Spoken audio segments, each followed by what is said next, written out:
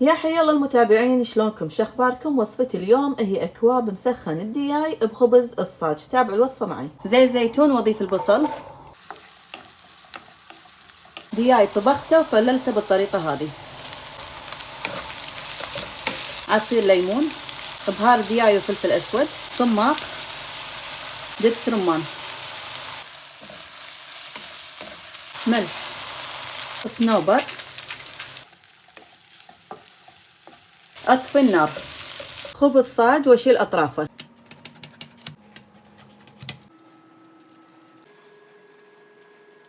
مربعات بالطريقة هذه. احشيهم بالخلطة، ادخلهم الفرن.